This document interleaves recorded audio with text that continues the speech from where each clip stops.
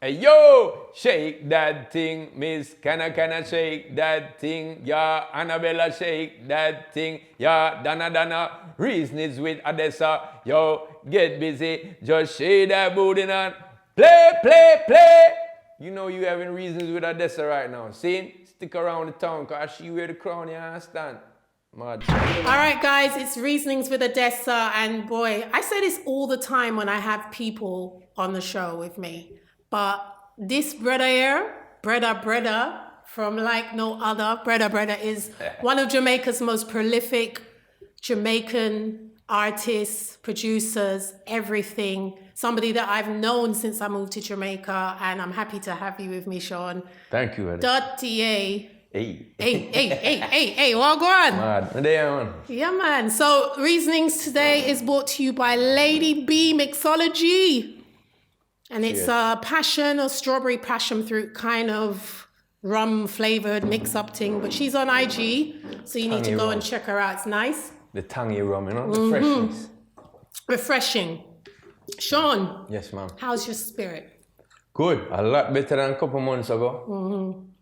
You know, couple months ago, I kind of was dampened by all of this news about this pandemic thing and just the racial thing that were going on in a big country like America, and you know, I really did lock off for a couple months, at least probably 6 months.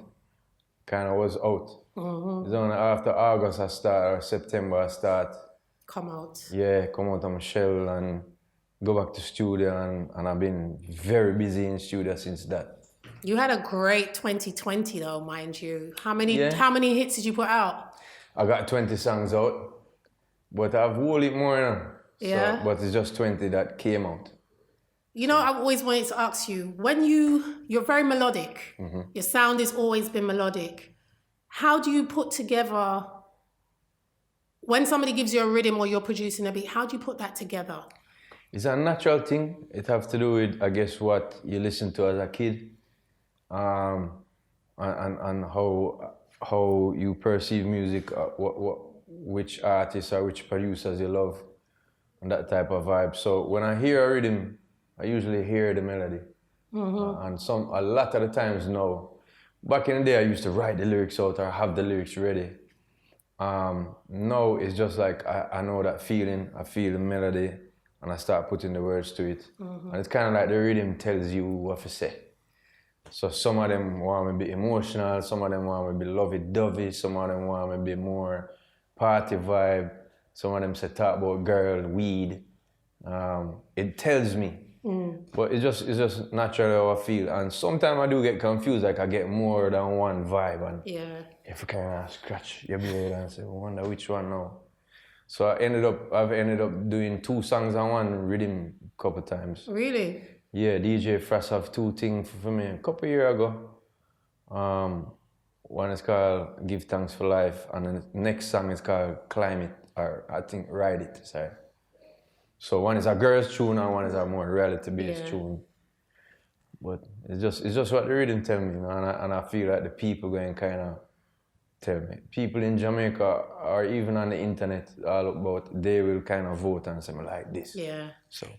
Did you ever know that when you got your first hit, what was the first song you did? That's the thing when I met you with Jeremy. First song that came out was a song called Baby Girl. Yeah.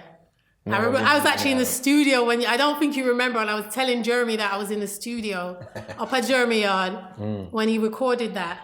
And did you ever know that you were going to be so prolific once that song was out? Did you ever think you were going to be Sean Paul? I can remember voicing that and everybody going, yeah, and I love the feeling. But by the next day, I was like, how am I going to keep this up? I gotta go back with the pen. Because a lot of other people I knew had 5, 6, 7 songs ready for spit. And I had a few dub plates that was cool. But that was my first single. And it was really a song that most people didn't know from me. So I started cracking in the studio now. Any rhythm that gave me a melody, I was like, yeah, let's go in. Yeah, man. It was an instant hit in Jamaica. It was like instant hit. And it's been a whirlwind since that for me. Yeah. In terms of, you know, just people coming at you for rhythm, for song, for do song with them, for go on there with him for shows, for dub plates, for just appearances. It's been a whirlwind. It opened up a whole heap of doors in my life. So music is something that I've always appreciated and loved, but it changed my life as it does with so many people. So I see it as a blessing, and I wish that everybody saw the blessings that they get from start, like, and cherish that as people, because life is hard. There's a lot of things that are in our way in terms of our goals and aspirations and things. And music can free it up for you and a lot of people around you. So that's a blessing. Jano, definitely. Yeah. What keeps you so humble? You're one of the most humble artists, stars that I know. Aside from a poopa, but you're one of the most humble people that I know. Like, you are on next level shit that most Jamaican artists really want to be at. And you're still Sean. You're still Sean that I know that used to carry Granny to the supermarket in his red Swift, little Swift. You know, you haven't changed from that. You're just still the same person. What is it that keeps you so humble? I think that when I actually got into music, you know, when you look at people like Beenie Man, he was 9 years old or 5 years old when he started to actually perform for crowds. And that's a stage of development in a child's life, you know what I mean? So I didn't do that type of thing till I was 24 years old. At 15 and 17, I was trying to build beats and write rhymes, but I never took it serious and never thought that I would have songs out really, and thought maybe I'd put out a song and just be like an anonymous DJ and people would be like, who that? But the once I did that, it was like, yo, the who that them was very loud, and it was like, we want to know this guy. You know, for sure him face, like, let's see you. So that's really what started my career. But I guess I knew myself before I was a developed person. You know what I mean? That's what I attributed to. You think it's the Capricorn in you? Yeah, the Capricorn, the grounded mom, the bossy wife. I don't think that. The crazy kids. Yeah. Everything that keep me. I'm a brother too. Yeah. I'm very close with him. He's worked with me forever.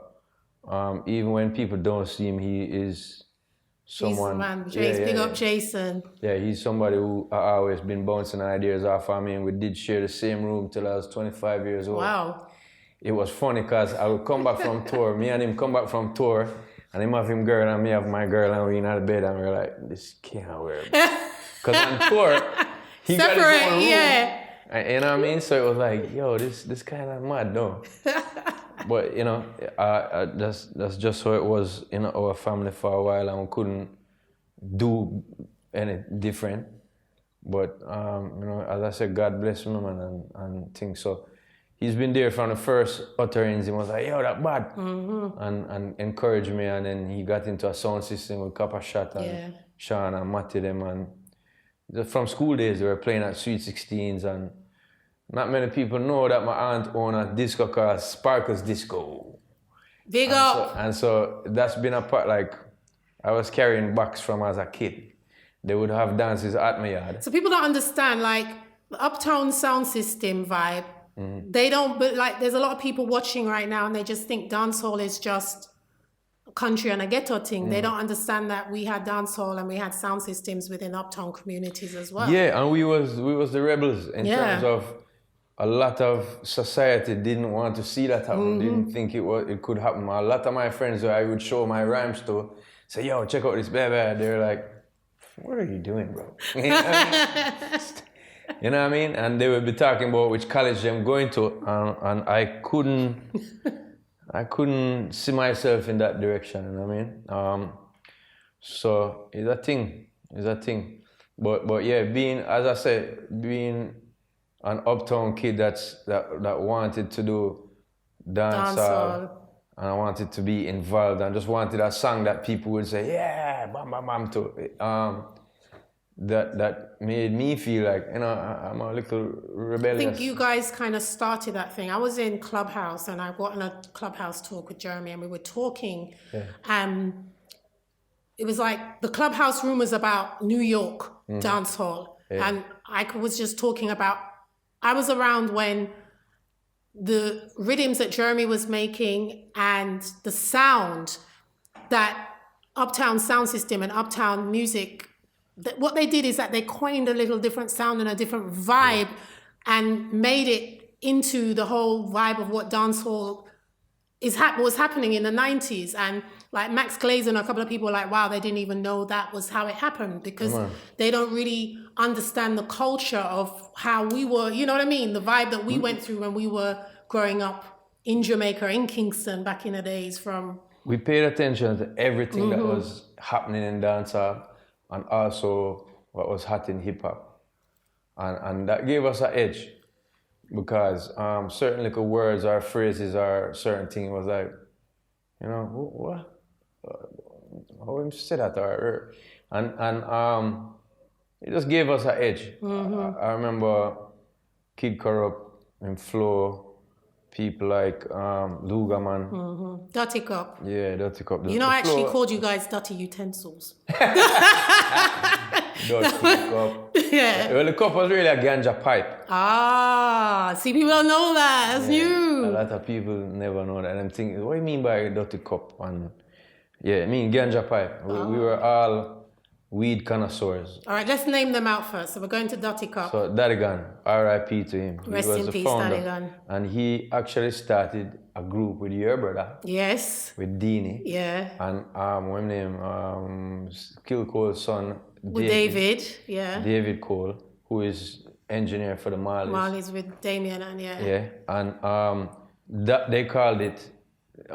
He was freestyling in the studio one day, and him said, "Like the Dutty Cup and make we burn down Rome." And your brother said, "Yo, the cup! Yo, what you say while ago?" Said, "Dutty Cup, what you mean by the cup? That bad?" Yeah. So the group was started without me or anybody of us in it. About probably a year passed, and a lot of Sandy Park guys got involved because it's Dadigan crew that, and then we go to parties and say Dutty Cup crew, and then the link made at the studio with me going there to the dubs for Renaissance and Copper Shot and the Council. You remember them parties? Yeah. Kimani them and Marcus Crawford them and my youth there. You know. The whole link, the whole Campion, that was a Campion link. And they were the first people that came to me. Daniel Abbott came to me and said, "Youth, I hear say you're a DJ, I want a dub. I hear say you sound like Cat, I want a dub. I want to kill Renaissance." So I went to that studio and started link with Dadigan. And you know, Dadigan was a big DJ in that camp at the time. People used to know him as Ezra or Boja. I used to call him Boji. Boji, yeah. So him now start just befriend me, you know, as somebody who not from the same area as him, but then we woke up one day in Sovereigns, and he that's a supermarket. It's like a mall. It was the mall for us. Mall, yeah. Right at the hottest club in the world. Mirage, I call it, but Mirage. Real thing. Yeah, the hottest club in the world. I still say it because that club had TVs on the ground. It was the shit. Playing all kind of different videos while you're listening. It was light hot. Show, up and down level, VIP, something restaurant in there. It was crazy. It's crazy. So we start linking on the steps outside. And he was like, "Well, go on DJ." He was like the first person to call me DJ. And then he was like, "Yo, you know, Deanie and David kind of not involved with the vibe no more. David want to produce. My brother doesn't do any one thing." Yeah. And so we did say, I said, "Come in at the group, Dutty Cup, and I could do it." And he gave me the nickname Shanda Paul. You know what I mean? So I owe him a whole because he really, and I'm still in touch with him family to this day. Him daughter and him son, him brothers, sister and mom.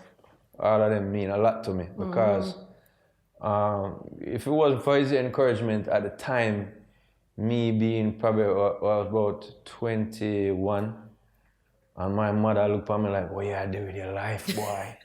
And I talked to my little brother and I said, don't follow that youth. You know what I mean? Her confidence in me was becoming weak. And you know, my mom is a very big part of my life, so I was eager to prove myself to her. So at the time I was doing UTech, which was called CAS at the time. CAS, yeah. And I had wanted to get in for hotel management, for architecture, but didn't have the grades. And then put me in hotel management, say you can transfer if you have good grades after the first year. But 80 girl was in my class. And I was like, yo, I ain't moving from here. And you know, by the third year there, my career was in full takeoff. And so the last exams I didn't do. It was just too much. And I said to myself, I said to my mom too, I'm gonna do a year. And if that year doesn't prove to me to be something that I can contribute financially to the household, then I'll go back to the school. Because the first year of school, I had worked in a bank and I saved up my money, 70-something grand, buy my book them, pay the tuition, go to school. My mom had to pay the second 2 years. And so she was very disappointed with me not finishing. And I said to her, I said, our money back. Yeah, I was like, let me show you. And within a month, I was making money. Yeah. And she was like, all right, go on the way I do. But she's an artist and she was very kind of skeptical about me being in an artist type of life.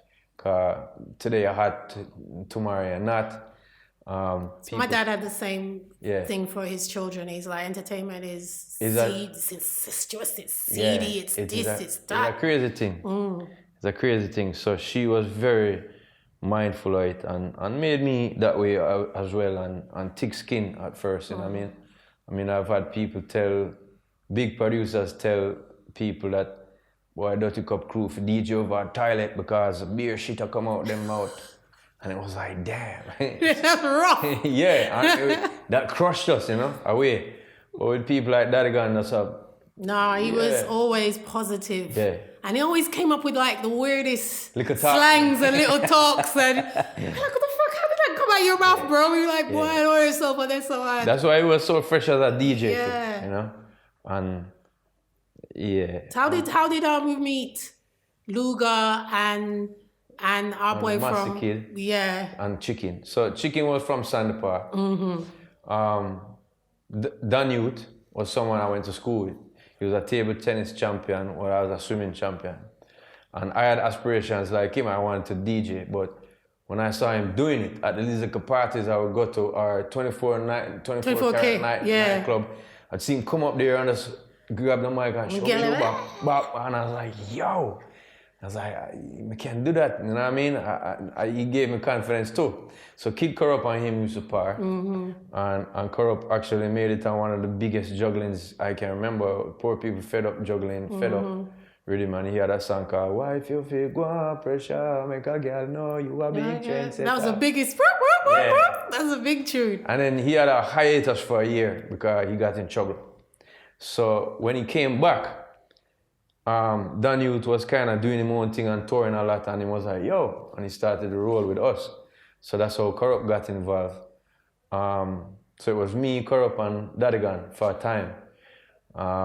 Luga, man, I know him from Third World. His pops is Richard Daly, and my father was very good friends with all of them. So I just knew him as a kid growing up. And also a massive kid, my father and his father used to swim together as kids, so live in the same community up at Mona. So it wasn't like a nice little Mona community. It was like Mona, BT, Sandyhurst, Nigani Mona, that kind of collection of everybody. Sandy Park and Standpipe, and so the link started to kind of become stronger. And the little Jackson studio was the kind of the meeting place, and from there we started to say, yo, I could go mixing lab, I could go Buja studio. Even before Buja had this big studio, now he had one called Cell Block 321. Big up, with Sil. So we'd go around there and I'd be a fly on the wall at the time. You know what I mean? I'd sit and just watch Beanie Man voice, sit and watch Bounty Killer come outside. Them years, Bounty would just drink beer, Pepsi. You remember them years? And I tell beer story and everybody in the parking lot are listening. It's just everybody around, just beer jokes. Beer joke. And Bounty's a comedian. Yeah. People don't really understand that. He is hilarious. Trust me. Those who know him, you know, say he's very, very witty. Yeah. So and that's what a lot of DJs respect him for. Yeah. And I've respected him for over the years. Other than him breaking artists and thing, him just being the DJ himself is very talented in that respect. Yeah. Little sayings too and little jokes them way there. So I would watch Sly Billing beats. And honestly, at those times, I don't think nobody talked to me when I went in the studio. I just go and stand up. Stand up in a corner, yeah.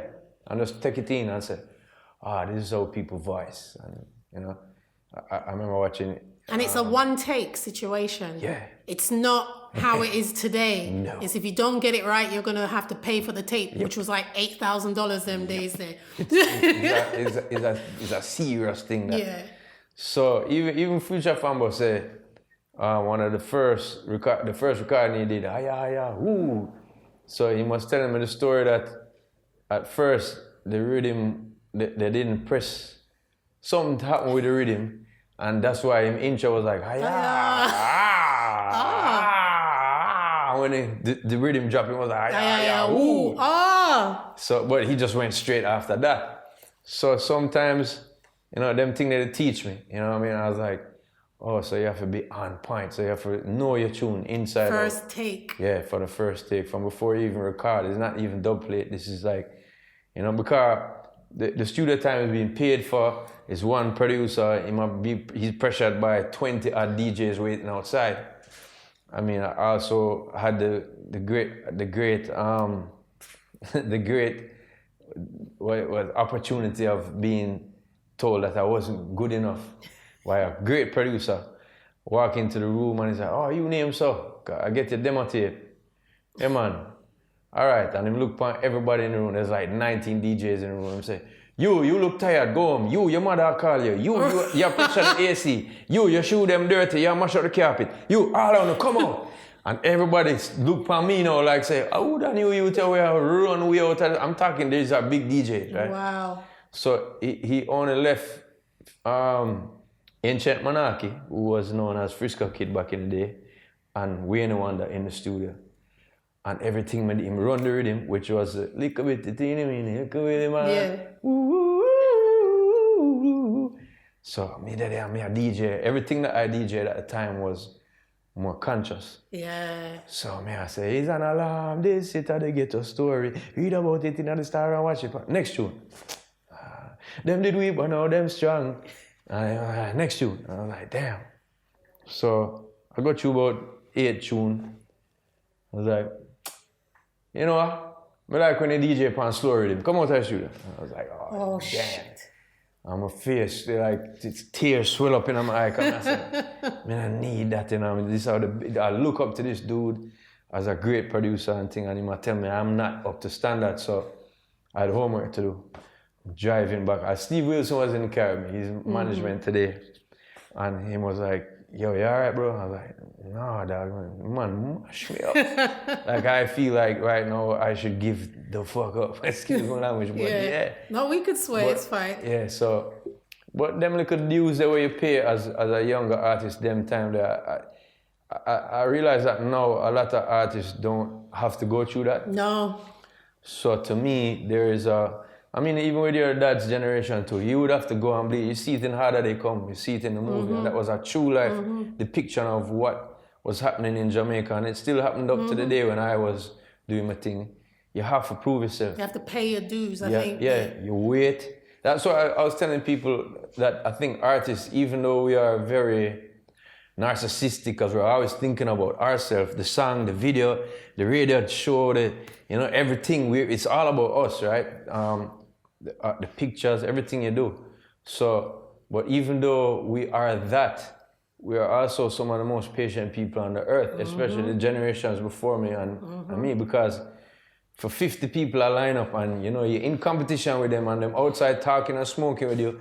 And sometimes you don't even know how they get there. Exactly. Like Craigie T was telling me a story, like he had $20 in his pocket one time, and if he didn't know if he was gonna make it home or not, and he had to just hold on to that $20 while he's outside the studio. Look for a man like Merciless, you have to come from country. Yeah. And you don't know nobody in town. Even that happened to Toots. I was listening to a story about Toots told, R.I.P. to him. And he was saying, you know, he heard about that in town was a thing, so he wanted to go there. And then take a bus and come off in one place and I say, so this is town. And everybody said, no boss, I'm here paying this. And you have to revamp. But yeah, the most patient people, I mean, to be able to sit down and write out a whole song, then go and wait a turn, then when the pressure is on, you have to deliver. It's a pressure, you know? So, now it's just digital. Yeah. Now it's just send me the song and me. Mm-hmm. But the old vibe of being in the studio, to me, still makes a song a hit. Yeah, man. With versus people you there, send in. With people there, with the whole vibe, the connection is much stronger, and the song, it probably mean even more to the artist after a while, you know? Mm-hmm. So Dutty Cup came, went, and when was it that you blew up? Was it Get Busy? It was Give Me the Light. Give Me the Light. Before that was Deport Them. So I did a song called Deport Them for Tony Kelly. Buck him up in the studio down Penthouse and he was like, youth, you know, say, me have a rhythm for you, you sound like cat. I mean him Tony Kelly me, but I'm gonna say Tony Kelly me no. No, like why is Tony like that? Yeah, cause he produced Get Her Red Hot. Yeah. A bag of songs for Super Cat, who's my father in the business. And I was like, yo, I'm ready immediately. So before you jump into that, what was it about Super Cat that made you, is it you can identify with the look, you can identify with the sound. Tone of voice. The tone of voice. Even when I was in school at Ulmas trying to DJ on the desk, them DJ a Shabba tune, they were like, you sound like Cat. Go sit down, you sound like Cat. Oh yeah. You DJ a Major Worries tune because I loved his style. And he influenced Shabba in my opinion. Mm-hmm. They were like, you sound like Cat. So there was that connection from the beginning, and every time I heard a Cat song, Super Cat song, it's a feeling, you know? And the first time I heard myself on a track, that feeling was there, and I was like, that's my way in the biz. I shouldn't try to sound like Shabba or Eric. I don't have that big voice, that raspy voice. You're melodic though. Yeah, more melodic, and the tone is kind of like mid-range to high tone. So I figured I'd say, and I respected the way Super Cat would have songs where it's about a woman, then him have a next song where it's about life and him a cry for the youths. It was reality in his thing, and it was also bad man, rude boy, and also the ladies man. Yeah. So to me that was the flavor. Yeah. You know what I mean? Yeah. It wasn't all about being just bad man or all about just being a ladies man. He had a good mix of it. You know what I mean? So you identify that with you. Yeah. Have you always been the ladies man? As a kid, as a youngster, probably. Well, Levi's age. I want to be ladies man. At this point, Levi is more of a ladies man than I was when I was 3 years old. This dude that got girlfriends, he's not easy. Yeah. So, but yeah, Deport Them. Yeah, Deport Them was one of the first hit song them out here, and then I remember that was '98, and I remember in 2000 I went to New York, and I was with a DJ. We went into the club.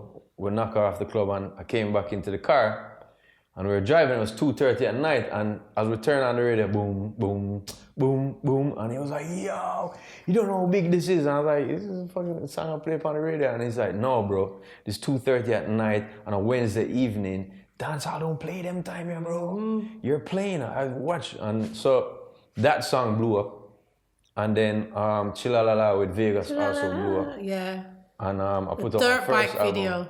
Yeah. Kevin Lee, big up yourself on Casa, Yeah. Kevin. Yeah, that was a monumental video for me. Yeah. Because the song was a hit song, and But visually out of Jamaica, nothing was like nothing was like that. So Nothing I was really want to looking like give props to Kevin and Casa because they man. kind of changed the vibe of what music video looked like as well locally. And we wanted to portray the vibe that me and Vegas was fighting over the girls, so we're competing on the bikes, and We actually wanted to try do skydiving too, where we were like fighting in the sky. And we were like, Kevin and Cassie were like, bro, what? We were like, maybe a football game then. And so them was like, the bike them is enough, bro. We're going to make it look crazy. And they did. Yeah. So it was a great vibe. And then, as I say, from those little things, I put out the album with VP, and then VP had sold probably 30,000 units for their biggest artist at the time, and this album went 75,000. So it was like, yo, it was an indication that this youth have a different direction going. And then they were like, next album. And I was like, all right. So yeah, those were the first two tunes, and then Give Me the Light came. And Give Me the Light went not just to New York and Canada. Global. Everywhere, yeah.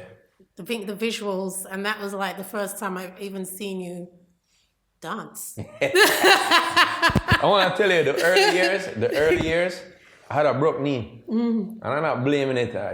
I'm not the best dancer, but I can do my thing. You know what I mean? I can push my foot. But them early years, like my first Sumfest in 1998, I got bad reviews. Yeah, you can't move.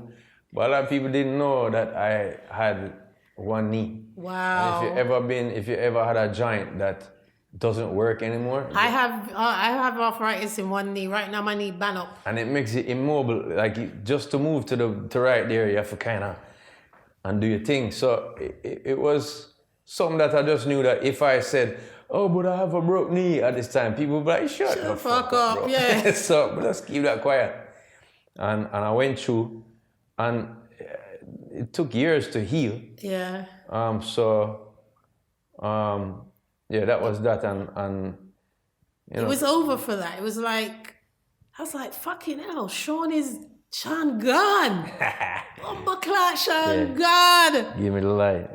Give me the light. It was dope. I remember the first treatment we got was me in the bushes with a chalice, and we were like, no, bro, we don't want to go that direction. That's typical at this point. So you can what people don't understand about presenting your artwork, you have to know what's going on out there right now. So you don't actually be repetitive or boring in that respect. So I didn't want to be somebody with coconut trees and a chalice at that point. Mm-hmm. At that point, I wanted to seem flashy, like even spaceship type of world. Mm-hmm. So Little X was the one saying, all right, this is a dark room. You have a square on the ground. You reach and you don't see nothing, but you still step, and then the light lights up. We're like, yeah, starting. That kind of, it was even reminiscent of how I felt at first. Like, where am I going with this? Mm-hmm. Am I really going in the proper direction for my life? Am I throwing my life away like what my mom might be thinking? Like, you know what I mean? So, because, you know, just like with being a YouTube star now, you know, everybody wants to do it, but there's billions of competition, so you might not make it. Mm-hmm. It was the same thing back in the day of being an artist. It wasn't so much that everybody can just kind of bust themselves by putting their stuff out on the Instagram. Mm-hmm. It was like, you're taking a big chance with your time in life. Mm-hmm. You're going to spend 2 years trying to be that artist and it doesn't work for you. So that was a big issue in my brain at them time there. And, you know, we just pushed through and we just trusted in the feeling. I smoke my weed and people tell you, say you're mad. Just trust that feeling there. I say, I'm not mad. I know what I feel. You know what I mean? When you tour, what is the most, when you used to go, well, because we're in a pandemic now and tour life has stopped, but when you're on tour, what is it that you miss the most about Jamaica? The people, the food, just the everyday thing, you know? I just had a friend that recently moved away, probably 2 years ago, and they came back Christmas time, just before Christmas, do the quarantine thing, them come check me. And his wife was like, it's like, it's so sterile in America, you know? And so you miss the dirt. And she said, yeah. Because, you know, it's just a certain type of, you know, even though things do need to be fixed and cleaned up in our country, yeah.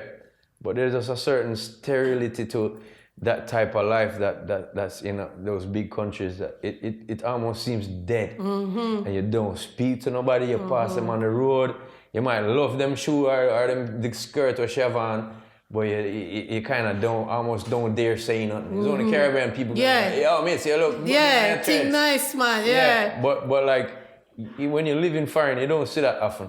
And so coming back here, she was like, boy. And it's the same thing for me when I'm abroad. It's the people you miss, the personalities, the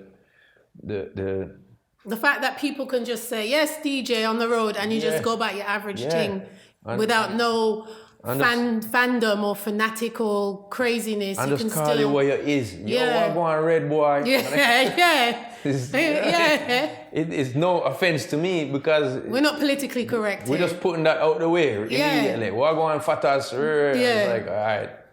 They're calling you what you is. Or what you look like. Yeah. You know what I mean? So... Them thing they miss, just the personality, and as I said, the food and the place itself, to look up and see the hills, them and the mountain, them and... We had that conversation, like you could live anywhere in the world and you say there's still nothing like Jamaica. There ain't. Yeah. There isn't. I've been to many, I've been over 120 countries on earth. 20 of them is African country. And I do love over there. And I love Tahiti. Tahiti reminds me of Portland, just a bigger version. The clear water them and things like that. But then it's just a difference in the people too. It's not the same. And it's funny because I've traveled to like Caribbean islands, you go Barbados, and people not like them grill. They don't have a grill. And you're like, what? I know a girl that went there for work, and she said she want to put up her grill them in the house where she rent, and they were like, grill? What's you mean that? grill in the kitchen? And like, no, grill, like, you know, for blackout people. They're like, we don't have that here, babe. That's how it used to be back in the day. And that, you used to put that sleep with all the door open. But things change, you know, and even though it's not the same as then, when I'm away from here, I still miss. I miss Jamaica. Every time I leave, I'm like... You know what I mean? Miss the little thing then. Like for me right now, just the other day, I took a drive out to the country. I'm a miss Fate's Pen, the old fucking Fate's Pen. I miss the it. smell of the food and you're stuck by fatty. I don't care if it was unsanitary. Yeah, I want the food and I want the grease. Because right now it look empty to me. There's nobody stops in there. And that's a shame. Yeah. Things like that. The fuckery about Mount Rasta. Yeah. The trailer, is the trailer gonna fall? Is it not gonna fall? The Cremo trailer. One time a Cremo trailer dropped. I had like Buckingham orange juice packed up high in the back of my car going back to Gibson. Yeah, man. But it's certain little things. And even though with people who want to progress as a society would find some of those things you know, a drawback. When you do go away for a certain period of time, you miss not everything that's bad, but you miss some of the dirt. I miss the dirt. I miss the fuckery. I'm sorry, I do miss it. Yeah. I miss cussing taxi drivers until a couple of days later, I'm like back to like, no, I hate them all. I hate all taxi drivers, apart from my taxi driver then. But like I just can't stand that people go around and pick up them dog poop. No, that guy, that's manure. Slow the dog. I'll make it wash away. You wash away, or we burn it. It's so good. What advice would you give your 20-year-old self today? Just embrace your life. It's gonna be a crazy ride, and keep doing what you're doing. You know what I mean? I don't want to change nothing that happened in my life, the good and the bad times. The times my father went to prison, or when my mother and my father had a big fight on Christmas Day and he boxed her down and walked down the road and go take him coke. Them things that was like... That's crazy. That was shocking to me as a kid. And, you know, people don't know we went through that type of things. They just feel, say... Uptown youth, you know, it's just uptown youth, man. Them have it easy, and they're not really looking. Uptown youth. I've known people that uptown is just the area you live in. It's you could be uptown and live in a real fucked up situation, house. And you don't have everything in there, but you just live uptown. I know kids who kill themselves because of their situation. Because growing up uptown sometimes it doesn't mean you have money all the time. So you kind of feel like on the fence, like it's like, oh, you don't belong. And I know people like that, and I know people like Yeah, I know and a lot of people yeah, like that. and it's unfortunate. I'm not saying we're having it hard like ghetto life, but there is suffering as well, you know. And so I feel that. And everybody can have empathy. Once you know somebody's story, and that kid in the ghetto, that kid growing up in the country, and that kid uptown actually talks, it's actually the same situation everybody's going through. I heard one tequila say it once, him come to a dance in Norbrook and him say, yo, uptown my blood clot. You know, so the whole of Jamaica one big ghetto. Everybody in there was like, yeah. Yeah.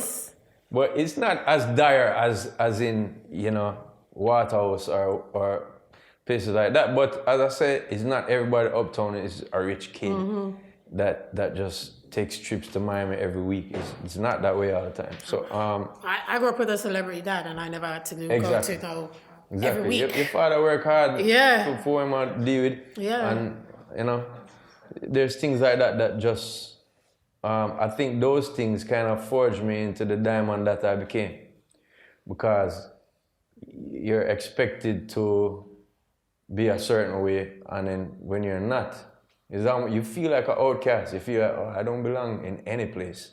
But that's fine.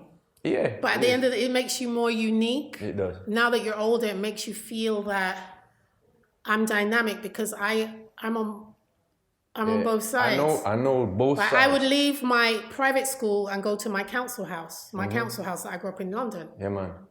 And people were like, but you went to a private school, blah, blah, blah, blah. Yeah, but I said I have a balance. And for me, that made me feel unique. Yeah, Always a little. Same way. Yeah. I had a sister, you know, Tommy Cowan's daughter, Sarah. She's a pastor. So, but she went to school with me at Hillel Prep School. Yeah. And she would leave there every day and go to Trenchtown. Yeah. Where my girl, that's sleep on board bed and things. So people don't know, say, sometimes for your parent to send you to that school, which is most expensive, they sacrifice for that. You know what I mean? So when I was becoming the DJ it was obviously very like mind-blowing to my mom, because she was like, look how much money I spend for you Odessa, and to try keep you, you know, in your mind gear to do law or to do, you know, medicine like your grandfather did. But it just wasn't my thing, you know. No, it's not your destiny. Your destiny was this, and this is your thing. Yeah. So around them years. Yeah. So it was a show called Groove in the Hills, and they had one song out. At the time, I was a known dancehall DJ in Jamaica, and it was like, you're the headline for this show. So they opened for me back then, and I watched their progress. I always loved them, how them sound, how them look. I see one girl drop out of the group, and like, what's going on? And then I hear that she's doing her own solo project, and she called. And they were like, yo, would you do us? I said, fucking sure. She bad like what? So at first they sent the track, and I'm out underneath my mango tree in my car. And I DJ the lyrics them and put it together and thing, and a man go drop out the tree and drop straight in my lap. And I said, that tune is sweet. Yeah, and I thought because it was her, it was going to be a hit anyway, but I felt a special little vibe. So I did a first verse, and then they called me and I said, come to Miami. And I went and did the second little part, and she was there. And she was way focused, I remember. She walked in the room, because I got there first, and she walked in the room and she was like, yo, come here, is your cameraman there? I was like, no. And she was like, who the fuck? She said, yo, who sent the cameraman there? And they were, them time that you never used to keep it a secret and then put out the work. But now it's like, yo, we got you. So it was different back then. So she cussed off her record label, cussed management, kick out the cameraman, and then we get down to business where it was just me, she, and Scott Storch. Nice. And you know, her verses changed after I did my thing. And I hear so Jay-Z did write one of the verses for her too. And the one where I said, oh no, my baby. That baby go. Yeah, that does sound like him though. So yeah. Yo, so that just took off. That was like a next superstar. That just kind of like, give me the light. And then it was just like... Yeah. And it was very fortunate, and it was very cool that, because dancehall was growing, but then when Give Me the Light did, it went whoop, and then everybody was like, what is that? I can remember arguments like, my cousin, his wife is a teacher in Florida, and she called me and tell me, yo, these kids are arguing about you. I'm like, what do you mean? She said, some of them was like, that's new hip hop. And the Caribbean kids is like, no, that's a dancehall, you can't take that from me. And you know, I had to tell her on the phone and say, yeah, tell them it's dancehall music. So it was that huge. It was a buzz in the States and in Canada and UK and those areas. And so she coming for me at the time just solidified it. You know what I mean? It was like, yo, she's a huge star right now. She's going on her own and she wants to work with this dude. And so they gave us reciprocal rights, which means she can put it on her album, I can put it on mine as well. That's perfect. So that was a win-win for me. Yeah. It was really cool. And then you just kind of from that became the most sought out artist to have on anybody's track. Yeah. It's a hit. If you put Sean on your track, it gone. Is there anybody that you though would love, like you haven't worked with that you want to work with? Yeah, I've wanted to work with Alicia Keys from the moment I was in my house and go and turn on TV and I make a little something and I look up, there was no sound. I want to see this beautiful goddess looking at me and singing by a piano. I was like, who that girl there? I turn it up. And I was like, damn, this song is crazy too. Wow. The first song that she had, right? So I was like, yo. Falling. Yeah, I was like, that is amazing. And I'm ready for work with her. So you haven't up to the... Yeah, it's true. No, and me and Swiss Beats talked about it about 2 years ago. Him sent me a reggae one-drop track. I was like, yo, I'm ready. Send me the track. And they stopped talking. Swiss? I don't know. Just talk to the camera and tell Swiss, say, oh, wagwan. No, it's good. It's good. It's good. So, just Alicia Keys. She, and I also had wanted to do one with Shakira for years. And if you remember the song Mad Love I did with Becky G a couple years ago, that was actually, Shakira was actually on it. Oh. And it was a dream come true. And I was like, yo, I've waited for 20 years to do a tune with you since 1998. And it's like 2016 now, it's almost 20 years. It was about 2018, 17 it was. And she called me one day and said, listen, I have an album coming out and I hear you're trying to drop the tune now. And I was like, fuck. And it just mashed me up. It mashed me up. I don't even think I look back on the phone. I think I threw away the phone. I threw it away. And I love Shakira. You know? I love Shakira. I do love her. And you know, Becky G, when they suggested to put her in it, I was like, because I met her when she was 13 years old, right? So, and I'm a big man at the time. But by this time, she's 21 now. But I was just like, still seems like a little girl to me, you know? But when I heard her, there was other people who tried it out after that.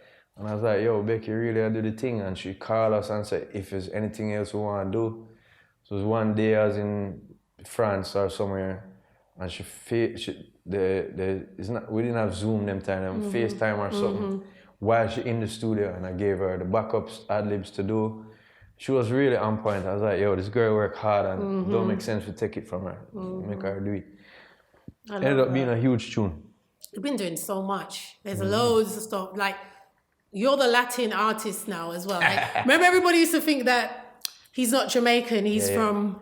I'm from Puerto Rico. No, he's Guyana. My family knows him in Guyana. I bear that. When I go to New York or even Canada.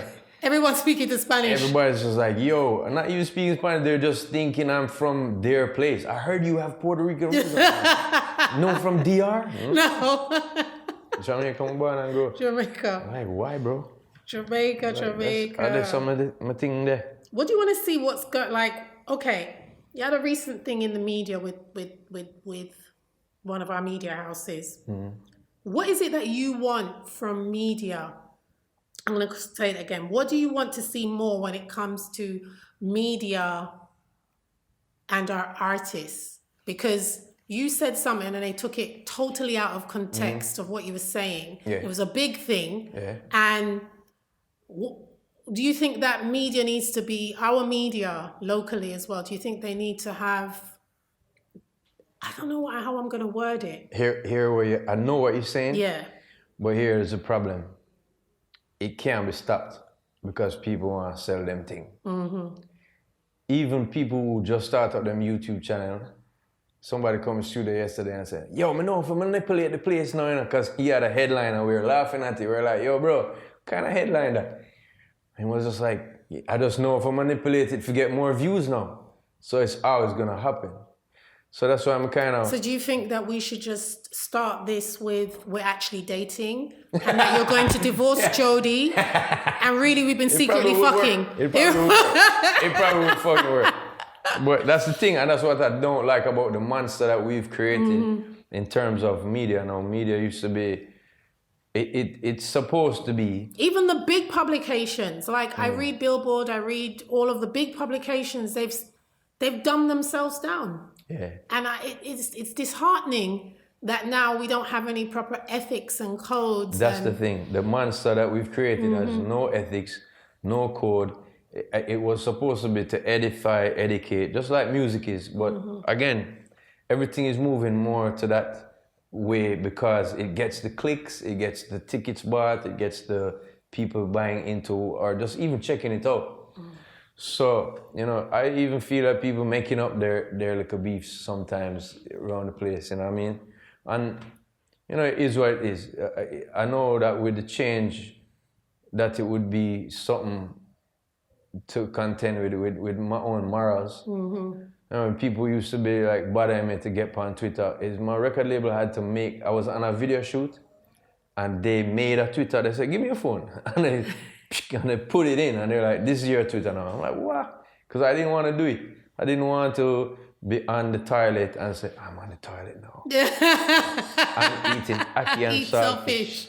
That's not you. No, and I mean, I see Ching do it now, and him told me every lobby we go, or stadium for sound check, him just show everybody, and I'm like, that's really cool. Because for him, he can show his crowd, like, but for me, I just don't think like that. You still like the illusion. I like the illusion of people not having to know everything about you. Yeah, you know,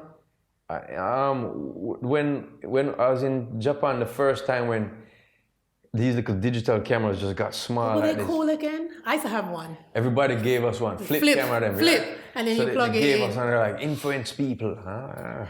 I didn't use my own, but everybody in my group, my brother, Steve, and the BlackBerry thing, and sticking pictures, and I was like, you are all not living right now, you know. In the Matrix. Yeah, you go home, and you look back on it, and you're like, that was wicked, but you don't feel the feeling. A bird just shit on your head, you never felt it. You know what I'm saying? Like, to me, that's how I think. But I get the whole being able to promote yourself. I get the whole being able to show people your lifestyle, but I just know that monster has been becoming more narcissistic. Like you look on certain girl pages, it's just them face and them booty, just alone, just the whole thing on Instagram. It's like, all right, now I like that. And so, you know, like even when my wife would have say, oh, who you follow, who them people here? I'm like, this, no, IG to me, it's just like Playboy or Penthouse magazine was back in the day. Yeah. You watch it, I mean, click on a little porn and check it out and catch a vibes. Yeah. That's what this is. That's what it is now, so it's in your face. I want people to know your son, especially your daughter, them I do. And it's just that monster of pedophilia, that monster of narcissism, it's just getting closer and closer to a singularity point where we're not caring about not shit no more. So it is what it is, but I'll keep my morals, and I will try to instill them in my son and my daughter as much as possible. I will brock them up as auntie. Okay, guys, so this episode is so long that I have to put it in part 1 and part 2 because Sean talks everything. So look out for part 2. It's soon forward. Hey, don't forget to subscribe and follow us on Instagram and Twitter @OAccessJamaica.